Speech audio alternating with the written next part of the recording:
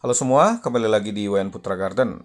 Kali ini kita akan membahas tentang tabulam pot atau tanaman buah dalam pot. Bagaimana supaya bisa cepat berbuah tanpa memakai pupuk kimia atau pupuk perangsang. Biasanya kita bisa mempercepat pembuahan dengan memakai pupuk perangsang buah ya teman-teman.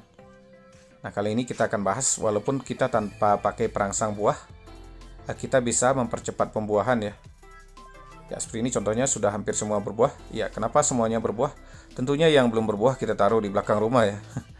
Ya, bukan itu teman-teman. Yang kita bahas kali ini cara mempercepat pembuahan secara alami. Ya, ini contohnya tanaman jeruk saya yang ada di kebun di kebun ya, tentunya di depan pekarangan juga teman-teman.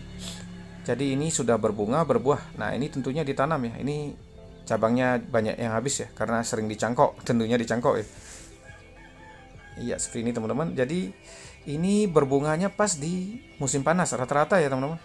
Nah, ini lihat, ini ditanamnya di tanah. Jadi bukan di pot ya. Sebenarnya membuahkan tanaman di pot itu jauh lebih gampang daripada di tanah. Kalau di tanah kita harus mengikuti ya iklim ya teman-teman. Karena berbunganya di musim panas rata-rata ya. Seperti ini contohnya. Ini eh, kena di musim panas, kena hujan sekali langsung berbunga seperti itu. Jadi bagaimana caranya kita membuat yang di pot itu meniru sistem ini ya. Jadi di pot itu lebih gampang ya. Sangat lebih gampang sekali, kita bisa atur pembuahannya sebenarnya teman-teman. Ya, contohnya seperti ini ya. Ini sudah berbunga. Nah, ini sudah berbuah, tanamannya kecil. Yang sebelahnya lebih besar tapi baru berbunga. Nah, itu yang kita bahas. Kali ini kita akan membahas tentang metode stres air, teman-teman. Jadi tanaman ini kerdil tapi bisa berbuah lebih cepat. Ya, itulah dampak negatif terlalu sering melakukan stres air adalah tanaman jadi kerdil. Tapi ini sangat cocok di tabulam pot, teman-teman. Jadi di tabulam pot atau di pot kita kan tidak memerlukan tanaman yang besar sekali. Intinya tanaman supaya terus berbuah seperti itu. Jadi metode stres air ini ada jeleknya, dampak negatifnya. Kalau terlalu sering tanaman akan jadi kerdil. Nah, seperti ini ya. Jadi akan susah besar, tapi dia lebih cepat berbuah. Ya teman-teman, metode stres air ini kita bisa lakukan untuk tanaman buah yang sudah lama kita tanam atau di pot ya. Intinya tabulam pot yang sudah lama, perakaran sudah bagus, usia sudah cukup untuk berbuah tapi belum berbuah. Intinya bagaimana ya? Jadi yang susah berbuah, seharusnya sudah berbuah tapi belum berbuah, itu bisa kita paksa dengan metode stres air ya. Jadi sekitar 70% tanaman kayu-kayuan seperti ini bisa ya. Memang tidak semua tapi kebanyakan bisa ya. Jeruk seperti ini, intinya contohnya jeruk selayar ini gampang berbuah, kita tidak perlu melakukan stres air. Tapi beberapa jeruk seperti jeruk nagami atau jeruk jenis lain ya, jenis santang mungkin bisa dibantu dengan stres air dulu.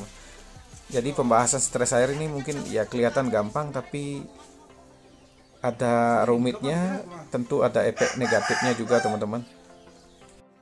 Ya teman-teman, ini contoh tanaman yang kita lakukan dengan metode stres air. Ini sudah berbunga ya, tapi daunnya habis karena ini saya paksa ya. Karena metode stres air pertama gagal, nantinya kita paksa sampai daunnya habis ya. Sampai layu sekali, baru kita siram dari atas sampai bawah ya, dari daun sampai bawah seperti hujan intinya teman-teman. Jadi memang dipaksa seperti ini berhasil.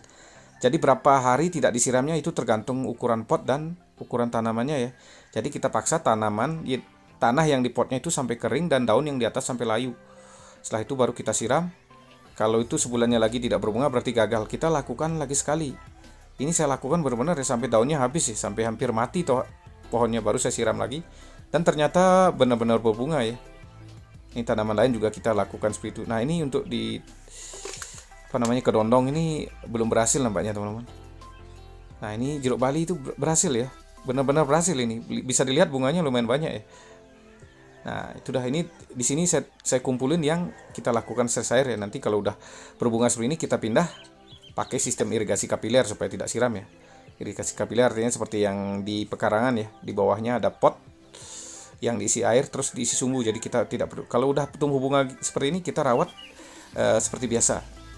Ya, ini contoh dari tanaman yang satunya melakukan stres air, yang satunya tidak. Ini yang melakukan stres air, berbuahnya lebih sering, cuman tanamannya jadi kerdil ya. Kalau yang ini kita rawat seperti biasa, baru berbunga ya, tapi lebih tumbuh, kelihatan lebih subur ya. Ini juga sering kita lakukan stres air, sering berbuah juga, tapi tetap tanamannya sulit besar ya.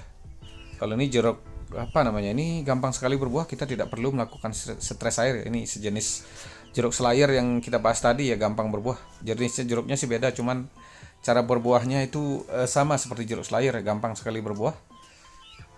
Jadi yang gampang-gampang berbuah tidak perlu ya.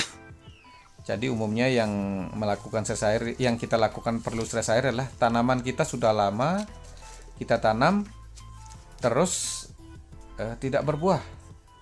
Seharusnya dari segi umur sudah berbuah ya, perakaran sudah bagus tapi belum berbuah. Teman-teman bisa coba ya, tapi cara ini teman-teman harus ingat, kalau tanahnya sudah kering dan agak layu kita siram lagi. Kalau telat takutnya nanti jadi kayu bakar teman-teman. Nah ini juga sering kita lakukan stres air ya. Ini jeruk Bali juga, ini baru habis stres air sudah berbunga ya.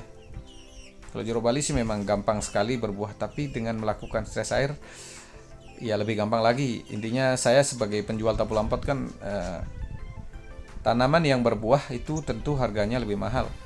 Contohnya seperti tanaman yang jeruk Bali yang dulu ya, ada yang berbuah 7 per pohon, itu harganya bisa 400 atau 500. Kalau buahnya 2 atau 3 bisa 200 sampai 300. Kalau yang nggak berbuah 150.000. Padahal pohonnya sama. Jadi ya tanaman berbuah tentu nilai jualnya lebih tinggi ya. Kita bisa akali pakai seperti ini. Kalau teman-teman pakai kimia juga bisa, cuman untuk jangka panjang nanti lebih parah ya dari stres air ini ya teman-teman. Stres air sih risikonya cuma kerdil, tapi media tanam kan aman karena organik ya. Kalau kimia di tabu lampot itu ya, tabu lampot Anda nanti untuk jangka panjangnya kurang bagus seperti itu teman-teman.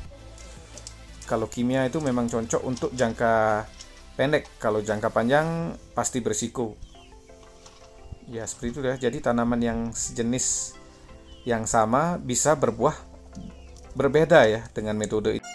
Jadi bagi teman-teman yang sudah melakukan perawatan tanaman dengan baik, menyiram dengan baik, pemupukan dengan baik, terus tanaman belum berbuah, bisa dicoba stres air ya. Untuk tanaman kayu-kayuan atau tanaman keras seperti ini ya, jangan tanaman sayur atau stroberi ya teman-teman. Itu bukan tanaman keras ya. Jadi kalau teman-teman terlalu sering nyiram tanamannya dari atas sampai bawah tiap hari ya, itu seperti musim hujan, karena sebagian besar tanaman di musim hujan itu adalah untuk pertumbuhan ya. Jadi dia akan tumbuh terus dan pembuahannya yang jadi susah ya. Jadi dengan metode stres air ini kita perlambat pertumbuhannya, otomatis dia akan jadi memicu merangsang pertumbuhan bunga. Ya seperti itu videonya teman-teman, cara melakukan stres air ya. Sampai jumpa di video selanjutnya. Terima kasih telah menonton.